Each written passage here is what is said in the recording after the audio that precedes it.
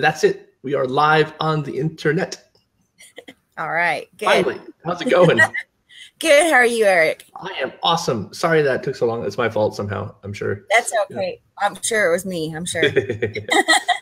I take the blame either way, you know. Right. I just realized you have a bunch of butterfly stuff behind you. I do. Yes. You gotta remember what room you were in? Right. I'm like, wait, which one? Yes, I do. I've always loved butterflies. So all right. Yeah. Well, butterflies are cool. You know, I have a bunch of random stuff behind me too. So butterflies are probably cooler than the, you know, superhero thing I probably have behind me. So oh no, it's cool. Awesome. So it's nice to meet you finally. I don't think we've ever actually I've never met you in person, right? No, we haven't met in person. No. Gotcha. Thank God. I thought you were gonna say we have.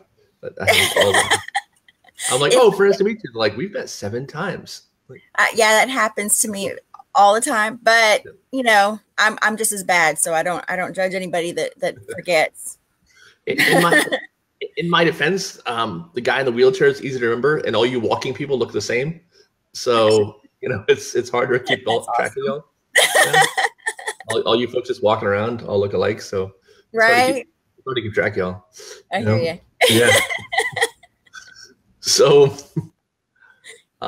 you guys are doing awesome work, and I like how specific you are in your niche, which I think is really important. You know, a lot of folks start a nonprofit and they want to kind of do everything and or do what a lot of other people are doing. And you're doing something super specific and no one else is doing it. And I think that's really cool.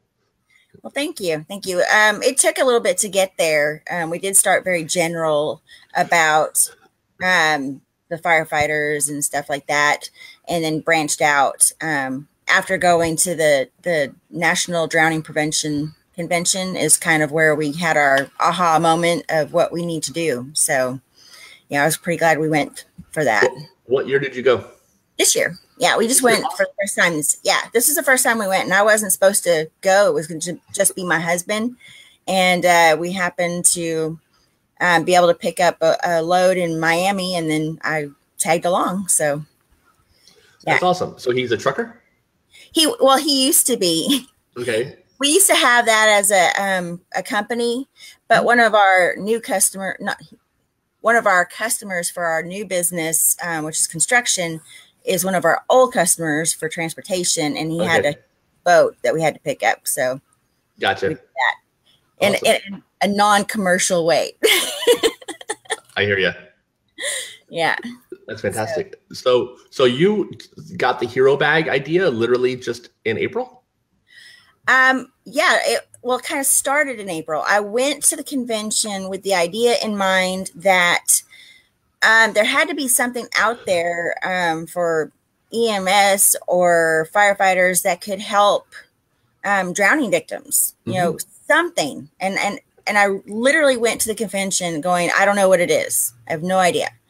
And so I went there, and then they started I kept hearing lack of oxygen, and that's what, you know, causes the traumatic brain injury, which is what the problem is with drowning victims, right? And that's the heart. It's not, a lot of times it's not kidneys or anything like that. It's the lack of oxygen to the brain and the brain swelling. So that's actually why I am in a wheelchair. I had lack of oxygen when I was being born, and it caused a brain aneurysm. So the symptoms are really similar to a drowning victim, which is why I think I relate a little bit. But yeah.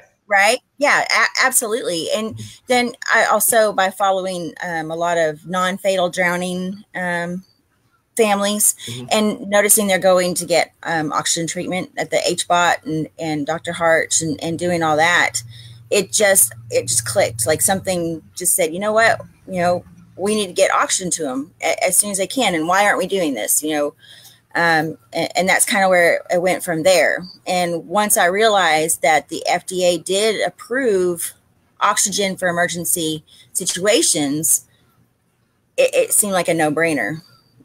So has this treatment, we'll call it, been done before to drowning victims, and has it been successful?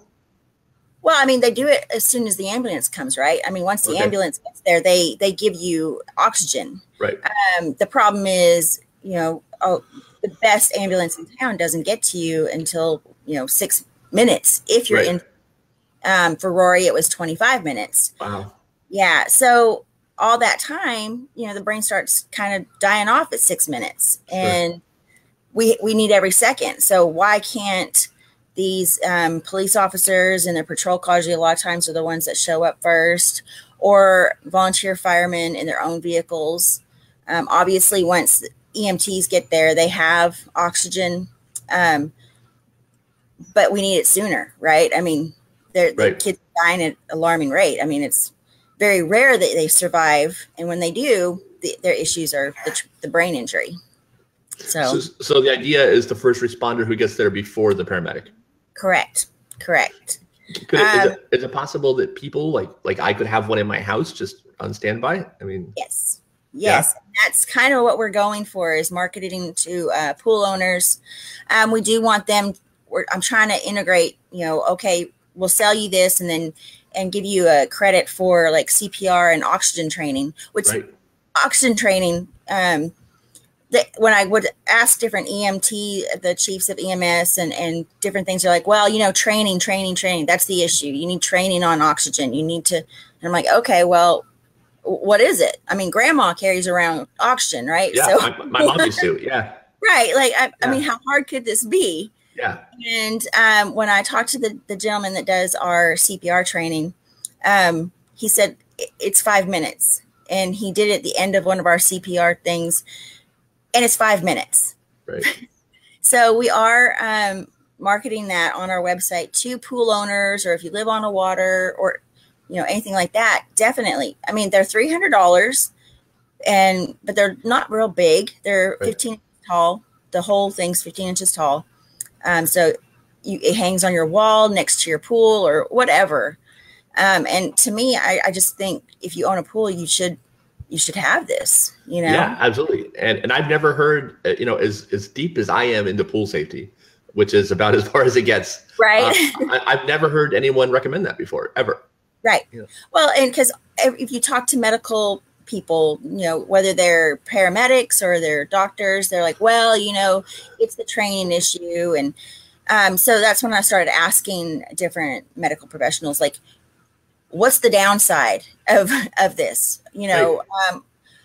Tell me I'm going to blow up someone's lungs. Tell me, like something. And they're like, someone's eyes are going to pop out, Right? Like something horrible is going to happen, other than they're already, not, breathing or heartbeat. I mean, you can't get much worse than that, right? Right.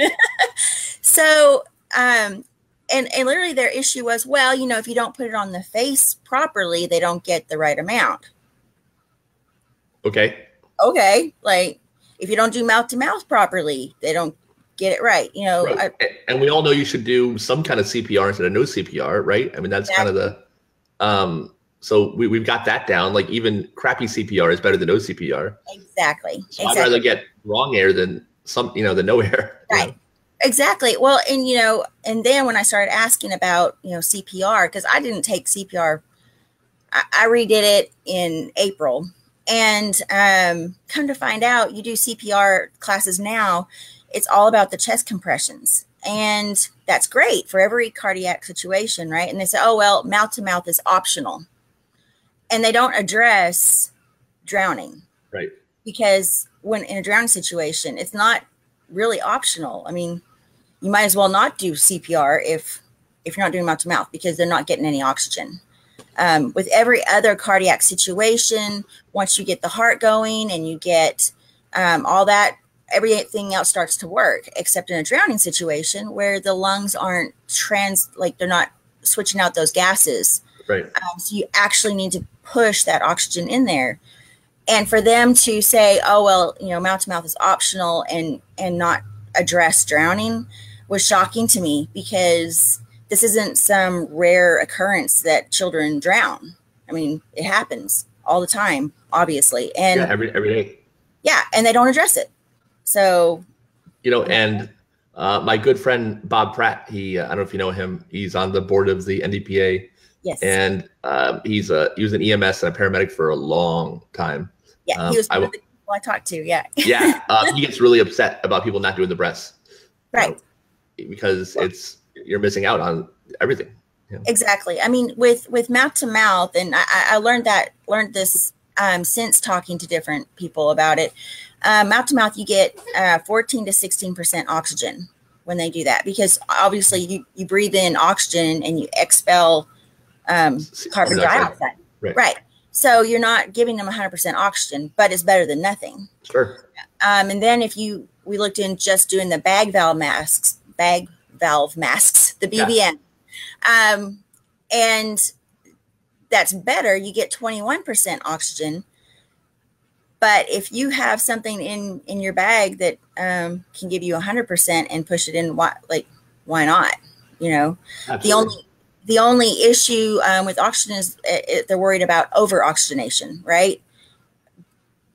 But you have to do that for like days and days and days of oxygen. And that's not what we're talking about here. We're talking about the tanks we put in there is 25 minutes. Right. That's it. So. And isn't the hyperbaric over oxygen? I mean, isn't that exactly what that is? You know? Exactly. Yeah, exactly. And people just haven't come around to that way of thinking, you know. Right. And when I do talk to, whether it's firefighters that have EMT training or paramedics or doctors, the big thing is their training says, okay, well, I'm not supposed to do that. I'm not a medical, I'm not a doctor. I can't prescribe it.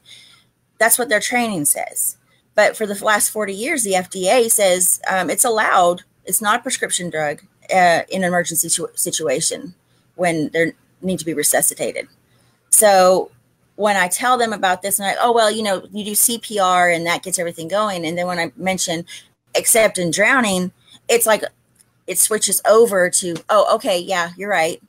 I'm like, I'm not a doctor. I'm not an EMT. I was a lifeguard years ago. Like that's about it. And how this is not like a normal thing. It just blows my mind, to be honest. Yeah. So, and like I said, I've never heard anybody champion it before you. And I think you're really on the cutting edge of something legitimately groundbreaking. I think, hopefully, you'll be the beginning of everybody having these things. I really think that. And I hope so. Yeah. Because, obviously we promote water safety and prevention, that's what we want. Right. But we're not to the point yet that's actually changing. I mean, it's changing things, but it's an uphill battle, right? I mean, we're constantly telling about, fences and door and window alarms and why you shouldn't do this. And so, when the worst happens and either the child gets through all your barriers or you aren't aware of the issues, the least we could have is this oxygen to give them a fighting chance. So. Yeah, absolutely. So I'm impressed with how quickly you got it up on your website, and, it looks like you've been doing this forever, No. No. Yeah. And I can't even take full credit. It was almost like that thought was planted in me because I didn't come up with that all on my own. It just kind of happened, so, and I did run my marketing, my marketing design team, my website people pretty hard to get it going, for our big event. We have a ride in July. And so I'm like, I just had this urgency. Like, we have to get this out here. We have to let people know what we're doing, because from the time I told her that I need to get this website and what I needed on, we lost 15 children in Texas, in that time. And I don't know.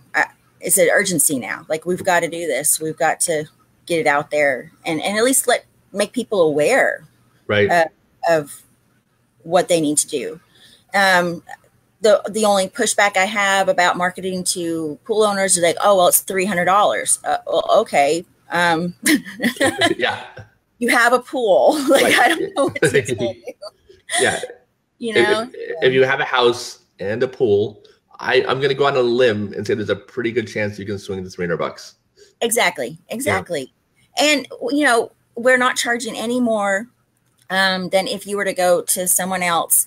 But everything that above what it costs us goes into these hero bags that we can give to first responders. So I'm hoping that we push that message, you know. Yeah, sure. If you want to go buy it from someone else or somewhere else, you can find it and you could do it, and that's great. But if you buy from us, then it goes back into the community and it goes back into first responders and things like that for those bags. So whatever profit you make goes towards buying more of these, essentially. Yes. It goes, okay. Yes. So is there a difference between the hero bag and what people can get? Not necessarily. Well, the hero bag is a complete first aid basic kit. Okay. Not basic. It's pretty extensive, but basic EMT kit, I guess you would say. Right. And then it has the oxygen tank, the same oxygen tank that we would market to pool owners. As part of it. As a part of it. Right. And it's put in the back. If you were to purchase the hero bag, which is the first aid kit with the oxygen, retails about $1,200. Okay. Wow. Yeah. And so these guys can't afford this. I mean, if you're a police officer, you might be able to, but you know, right. They don't make a whole lot, honestly. Volunteer firemen, obviously you're a volunteer. The department is small, right. And they can't afford that. So, you know, and currently they're not being paid for by their departments or anything. You know? No. In fact, I have departments that have contacted me wanting them for their trucks. So they don't even have it for their trucks. I assumed it was on the trucks. Like that was my bad, you know. Right. I assumed that. But these smaller ones, we have some here in Brazoria County that I think there's 8 members, and they don't have anything. They have a truck, and they service these rural, remote areas, and that's when we really need it, you know. Right. So, yeah, their departments. Since it is a new concept, which again that just throws me that this is a new concept. They're coming around and they're very receptive. I have more requests than I can probably send out right now, but they're very receptive to it. And their departments, they can't afford to purchase this a lot of times.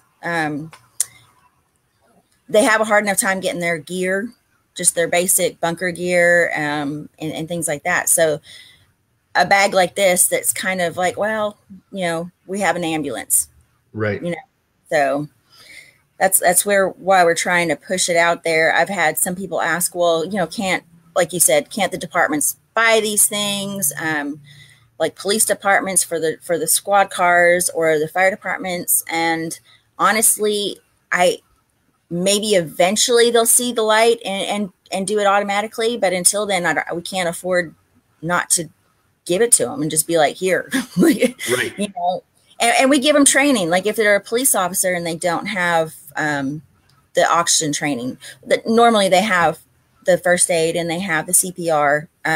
They have to, but we'll do the oxygen training and then have them sign a waiver just saying that this is only for resuscitation. And really that's to protect them. It's not even for us. It's just so that the state knows, or the government knows, that we know, that they know that they can't give it to somebody who's, you know, lightheaded or something like that. So perfect. Yeah.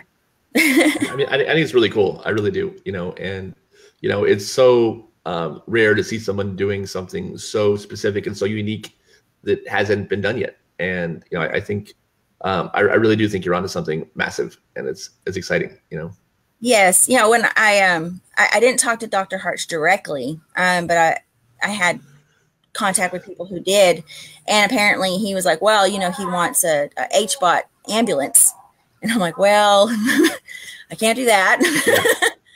But he, you know, that's kind of where I ran with it when he said this was a good idea. And I'm like, all right, let's do this. You know, I'm going to do it until someone says I can't. And then when they say I can't, well, then we'll sit down and discuss why I can't. Right. That makes sense to me. You know, yeah. I'd rather ask forgiveness than permission. Right. Well, and you know, the EMS chiefs here in my town and a few towns over that I've spoke to, they're very receptive to it. They're very excited about it. Their only issue is, again, they're like, well, it's a prescription drug, and I have to remind them that not in this situation.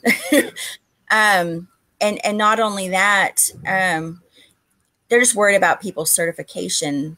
And I don't see any reason why that would change anything if we're certifying them through the oxygen, their little 5-minute course or whatever you want to call it of how to put the mask on. And, things like that. And I think it's more of changing people's ideas or understanding about what drowning is and, that kind of thing. So that's another thing where I really am excited about these bags, because not only are we giving the people that usually show up first the tools to help, but we're also making them advocates, because now Right. they know about drowning. Now they know about water safety. And if they follow us at all, then they understand what we're doing. And then they can take that with them, we at first I thought, well, I'll just give them the oxygen tank, which would have been easier and a lot cheaper. But sorry, I have a 8-month-old.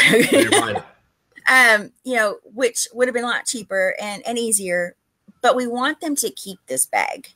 We want this to be their jump bag, like to be the bag that they grab for whatever reason, right? So it's got all sorts of other things, gauze and all. I don't even know what half the stuff is. I just know where to put it in the bag now. But, that way they keep it, I don't want them to be like, oh, well, I don't need this oxygen tank. I haven't used it in 3 years. And then toss it in their closet and it never be used. Right. So, and that's why I'm also excited about these guys wanting it in their squad cars. Because that way they have it. Like right now, a lot of departments I talk to, all they have is a little small plastic first aid kit that has like Band-Aids or something. Like, I mean, they showed it to me and it's ridiculous. Like it's ridiculous, That's crazy. That's wild. Yeah. Cause even in town, a police officer is probably going to be the first one to show up. Right. I mean, there's usually more of them around, than ambulances. And not only that, my hope is, if they didn't run to the accident right away, which I don't think they would, but now I feel like it increases their self-efficacy about, I can do something. Sure. I will work harder because I know I can get there and I have something that can help. Right. Right. And so anything that could help them, I'm all about that. Absolutely. I think it's great. I really do. I think it's phenomenal. So, first of all, what's the name of your baby who we're listening to? Oh, my little bear over there. Yeah. Anson. That's Anson. Oh. Yes. Yeah. Sorry. He's a growler. No, it's all right. I like it. It sounds like he's he's looking for something. It's great. Oh yeah. He's a happy little guy. He's just in his swing growling.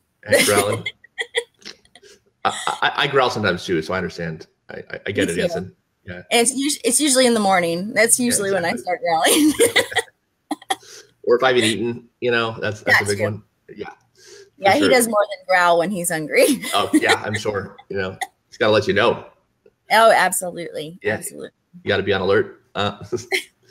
So how long ago did you guys start Rory the Warrior? We started in February of 2017. Okay. About 6 months after Rory passed. That's when I officially started. I knew I needed to do something within, a couple of months. I knew there was something I had to do. I had a good feeling it had to do with first responders, only because, Rory loved fire trucks. He was 3. He didn't have a huge vocabulary, but he could tell you every part of a fire truck. He watched YouTube videos on how to build fire trucks. Okay. Yeah. I mean, and then he would watch videos as long as I would let him of fire trucks going on calls, just who knew they video that stuff, right? Yeah. And then post it on YouTube, and who knew a 3-year-old would find that, and just, if I would let him, it would be hours. I would do it while we homeschool, so he would watch, and it's just, you'd hear it like just pulling out of the station and pulling out of the station and going by, and I'm like, I'm bored within 5 seconds, but Right. he loved it. You know, so it kind of went from there. His love of fire trucks. When he drowned, we were on vacation in Concan, which is a small town in the hill country. I guess it's still hill country in Texas, but it was pretty remote, and I didn't realize that until we had the accident. It was a rental home. When we found him, of course, we did start CPR and called 911. Within 2 minutes, a volunteer fireman showed up. He happened to be right down the road, and helped us with CPR and things like that until the ambulance got there, which was about 25 minutes later. And then it was another 15 to 20 minutes to get to the hospital and things like that. So, you know, so he has a special place in our heart. We had firemen come show up for Rory in the hospital while we're waiting to see if we were going to have brain activity. And so that was good. It was nice. When our people back home found out, we were 4 hours away, and told our local fire departments. They showed up in force for his funeral. There was 13 trucks in Rory's procession. Wow. Yeah, I mean, we have like little cards, honorary firefighter for him. The Brazoria County firefighters brought him a little funky gear set with his name on it. I mean, they just really showed a lot of support, and it kind of started out as my way to say thank you to them, like do something for them, because what they gave us, we can't measure, you know, making a horrible situation just a little bit sweeter by showing up, you know. So it started with that. We started with wanting to get their bunker gear, different things like that. But bunker gear is expensive, and we ran into an issue of like one department wants top of the line for $7,000, and another department, well, they just need this anything, and they'll take the $2,000 set up. You know, it's like, Right. How do we justify where we go? And so it kind of stalled out for a bit, until right before the convention. I just knew I had to do something. I didn't know what that was. I didn't know. I'm like, you know, is there a new invention out there that can, I don't know, pump water out of lungs? Like at that point, I didn't know the aspects Right. of drowning. You know, I didn't know that your lungs really aren't filled with water. Mm-hmm. But you know, that was kind of my idea. Like something's got to be out there to help someone survive this. So, and it moved from there. So we're coming up on 2 years for Roy's passing. And I'm just really excited about what we're doing, you know? Yeah, sorry. I rambled when it comes to it. No, you're great. For anyone who hasn't read the story, do you mind talking about how we made it to the pool and kind of what that happened? Well, no problem. Yeah, me and our family and 3 other families were good friends, and we rented a vacation home with a pool out in Concan. The big thing to do in that area is float the Frio. Right. And Concan is not Cancun, which I read it a couple times. Yeah. No. Yeah. No, it's not. It's in Texas. Wah, wah, wah. It's still very nice, but that's a big thing to float the river. Okay. So we floated the river one day. It was on Thursday, and it took about 5 hours. The next day we decided we're just going to play at the river. So we took the kids out there, and we were playing out there. And after we decided it was time to come home or back to the house, which was a mile away, we my friend loaded up the children. She had all the kids, and we loaded up the tubes and the things, the ice chests, whatever. And we allowed Rory to go with her because he wanted to go with the kids. And it was a mile up the road. So she took off before we did.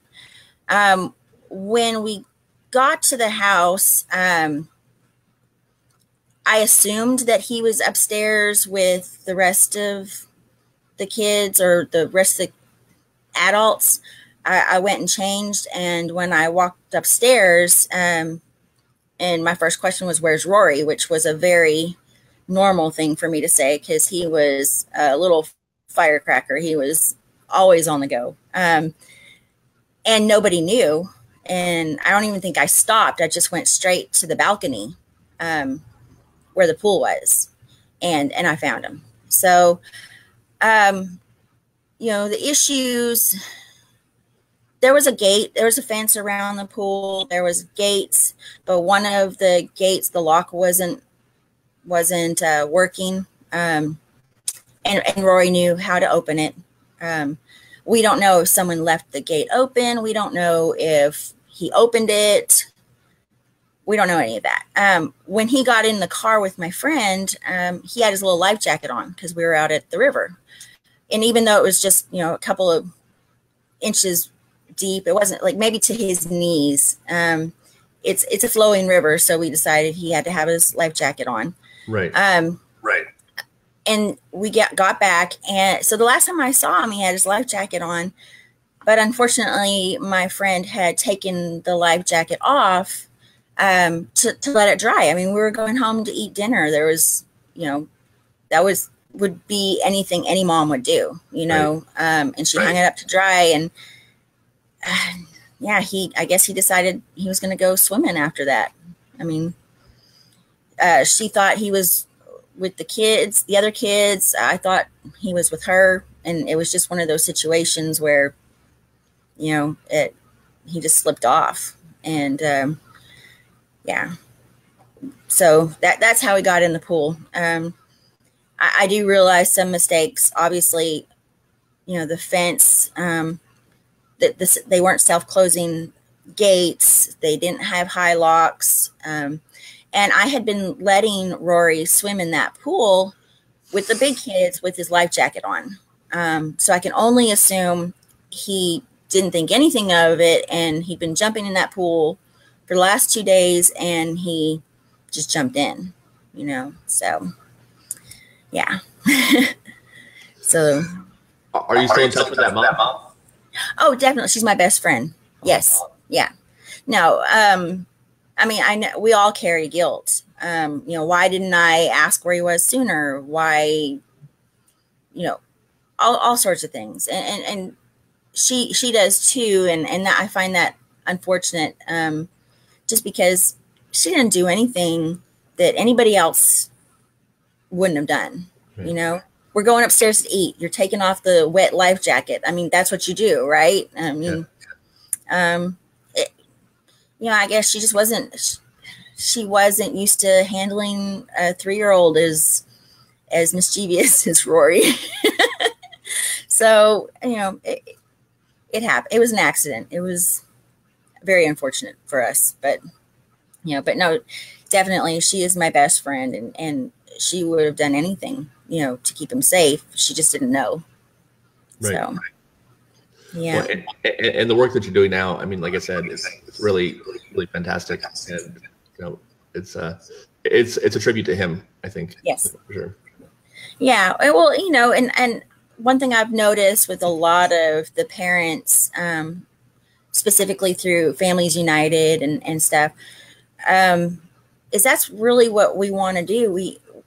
We want to keep our children's memory alive, and we want their death not to be in vain. We want to keep other parents from dealing with this crappy situation for the rest of their lives. And if it's preventable, we need to do that, right? So, and selfishly, it keeps his name being said, and I get to do things for him still, so that's on the selfish side of I'm still doing things for my child. So nothing selfish about that, and it's working. So right, I hope so. I hope so, and I'm really excited about the response I've gotten from the men and women, the first responders, about these. They're really excited about getting them. And that excites me, right? Because that's our biggest boundary is sharing our passion about water safety and about all these different things. And sometimes it feels like it falls on deaf ears. And so when people are really reacting to it, it's uplifting. You know, maybe this is the way we get it out there. Maybe this is the way we promote water safety and prevention. So, like, I hope they never have to use that oxygen tank. Like, right. I hope that it gets old and they have to get it replaced and, you know, things like that. I think that would be amazing. But if they need it, I want them to have it. You know, I want them to be able to do something. So, for sure. So does Rory the Warrior have anything coming up that you want to tell people about? Well, actually, we just had our big ride. So I'm kind of on a down slope right now, needing to recoup. But we are looking at different things. We don't have anything set. One way we are trying to fund a lot of these departments, because it's now branched out. We're in Brazoria County, which is southern Texas.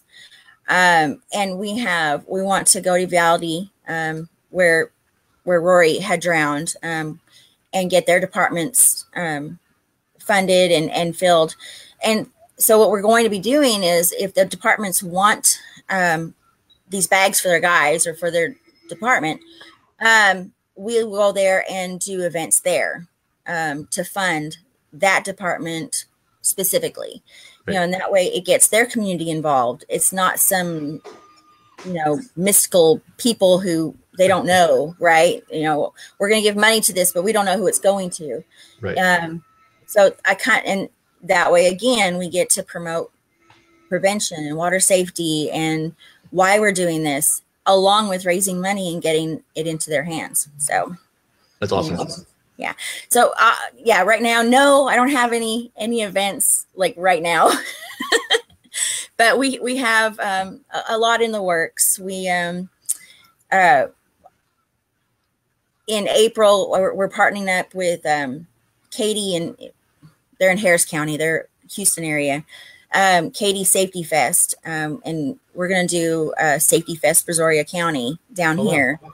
Yeah. And so we're just trying to spread that. I mean, again, it's safety for everything. I mean, it encompasses everything, but, you know, we get to throw in our water safety, which is the whole point for me doing it. So, yeah. But, yeah, I appreciate you asking that. But, no, I don't have anything. Where, if somebody wants to support you or learn more about the bags or Rory the Warrior, how do they find you? Well, we're on Facebook under Rory the Warrior. We also have a website. It's rorythewarrior.org. It's a lot of R's. It's a little bit of a tongue twister, but yeah, it's rorythewarrior.org. You can see the tanks. You can purchase the tanks. You can see, we have a page where we post a first responder's picture and a little bio, and people can donate directly to their bag.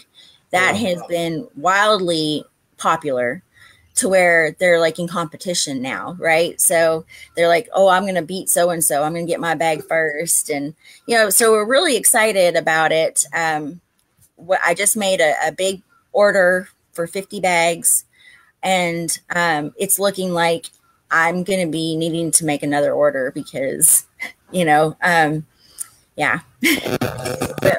We're wanting to present these to the guys, and we're just really excited about it. So that's really cool. I'm going to order a couple for me for sure. Awesome. Yeah. I mean, I don't know why people aren't doing it. I've already said that, but you know, I mean, it makes sense, you know, right. I have a pool and my brother across the street has a pool. So I'm getting us both one, you know? Yeah. Well, good.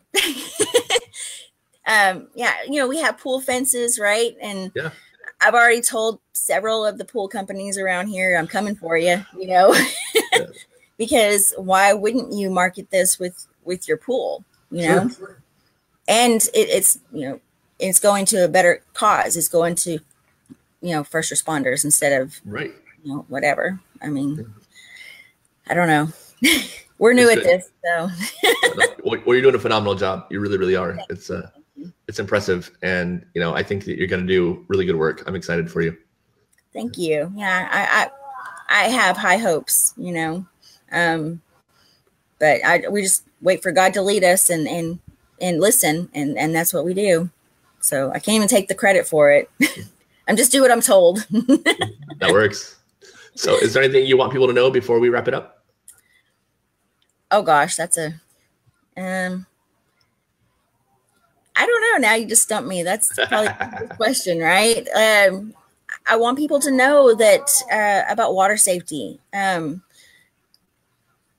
biggest barrier is parents for the younger ones, right? They think that they know that what they're doing, and everything they do is out of not a lack of love. And so when we approach them, telling them things, what they do wrong, that it comes back on us.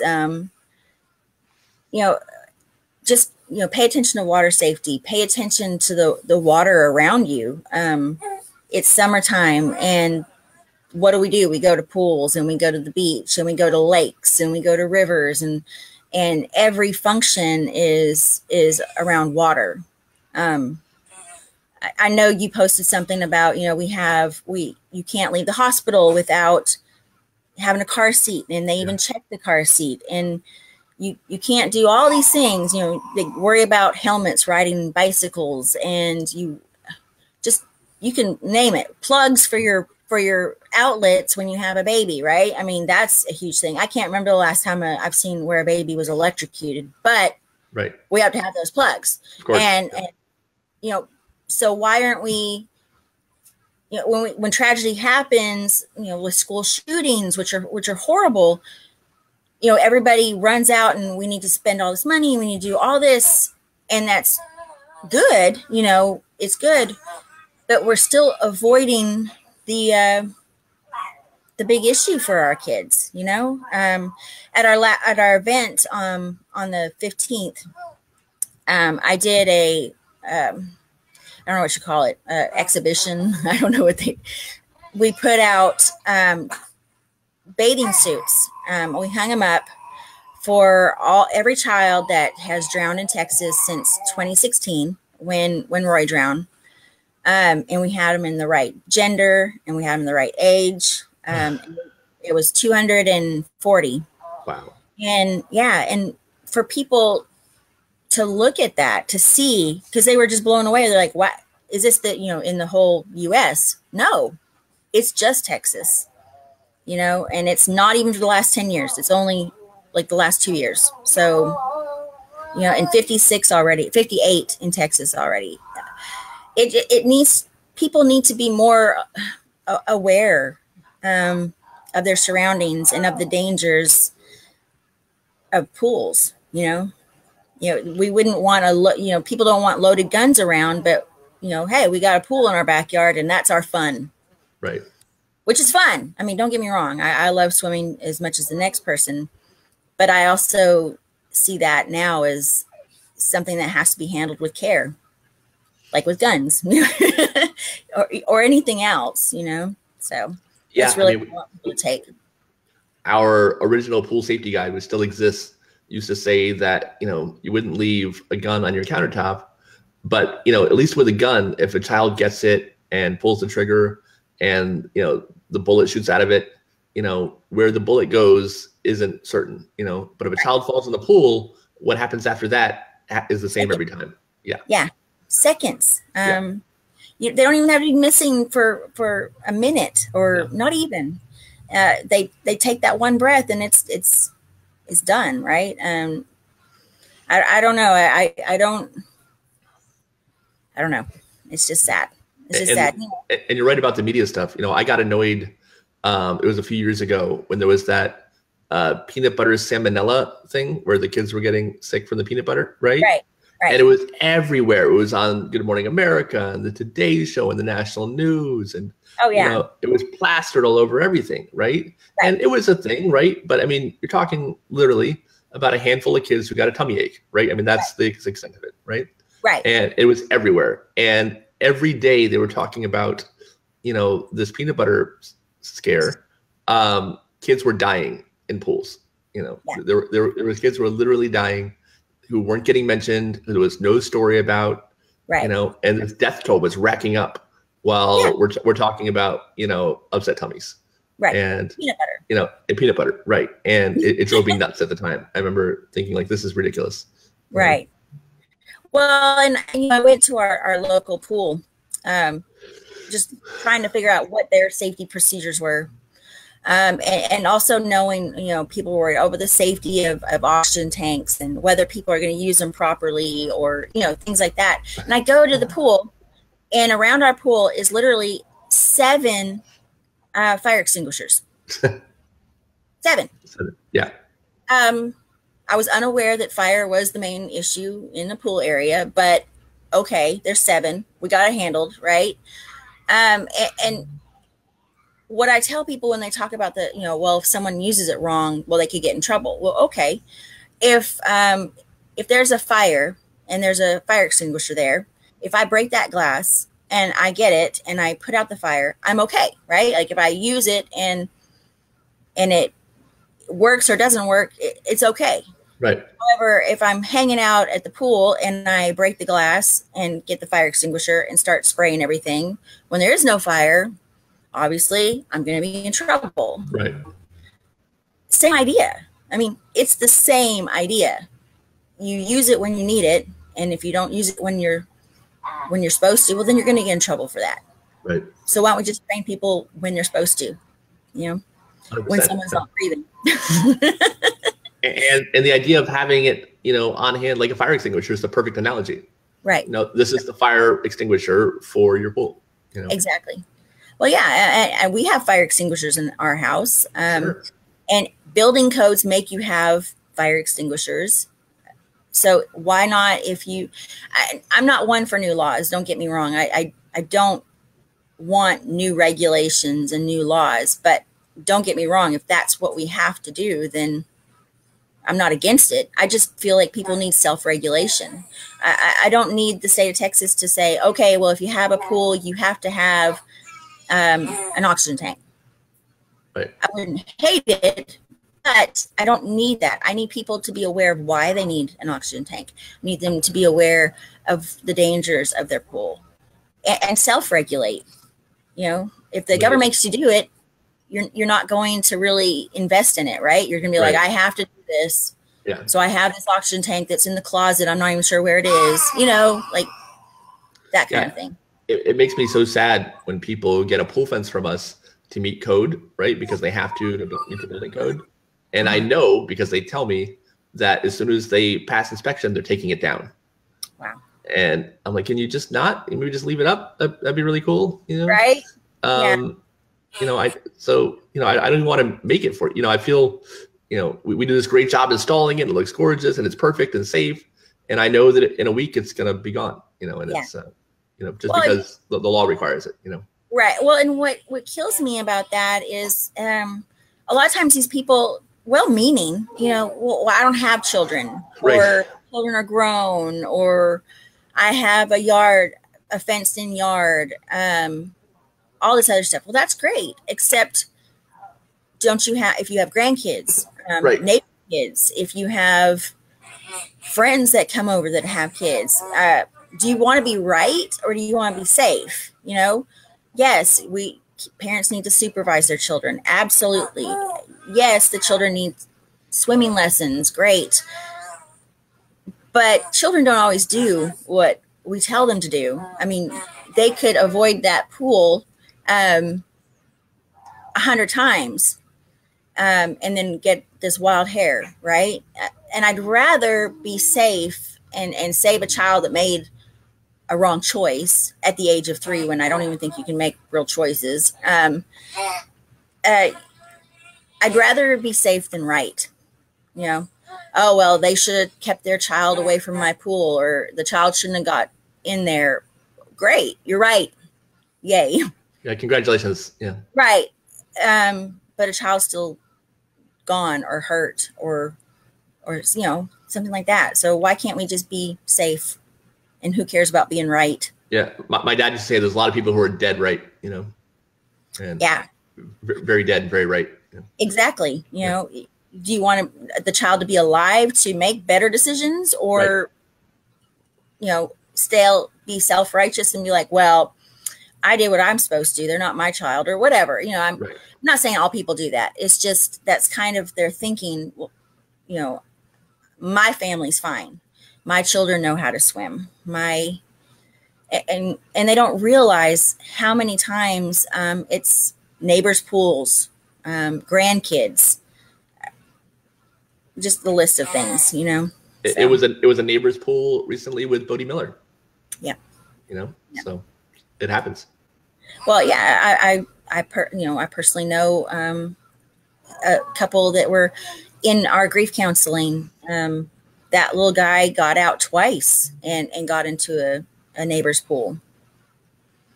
You know, above ground pools, people seem to think they're not as dangerous. It's just a realm of things. Right. And a lot of times what I'm sure you get it is, oh, well, we can't, you know, bubble wrap everything. We can't, nothing's foolproof. Well, I get that. I get that. And if it was a random, rare occasion that a child drowned, I probably wouldn't be on this mission for everybody to know it, but it's not. You know, so all of, you know, people that think that they always watch their children, people that think that they've done everything right, they're losing out, you know, and it's their children. So, and people are probably sick of hearing me say it, but the parents who say they always watch their kids are the ones that scare the crap out of me. You know, not the mom who's like, yeah, I can't keep up with them. I need every pool fence alarm device I can get. You know, those are real moms. The ones that are like, no, I watch my kid 24 hours a day, 7 days a week. I don't sleep. I don't use the bathroom. I don't shower. The baby comes with me everywhere I go. Those moms terrify me because that's not real. There's no parent who watches a kid, you know. Well, like that. 24 hours a day. Right. As they post about the child getting into, Rory got Sharpies, or into the pantry, or into the peanut butter, or, you know, illicit things. And they're like, oh, look, how funny this is. Well, yeah, it is funny. Mm-hmm. But that pantry or that peanut butter or that Sharpie marker that you weren't watching them for those 2 minutes could have been a pool. Yep. You know, you're lucky. Yeah, you must have heard me do that rant because I've done it a dozen times. Yes. Yeah. I mean, you don't watch your kids all the time. You don't. You know, so many times people, like, there's been a few children that sneak out the windows when everybody's sleeping, or they're supposed to be taking a nap and mom's in the kitchen making lunch. Like, there's no fault in that. No. You don't know what you don't know. And that's why, you know, when I tell people about window alarms, they kind of roll their eyes. They're like, oh yeah, whatever.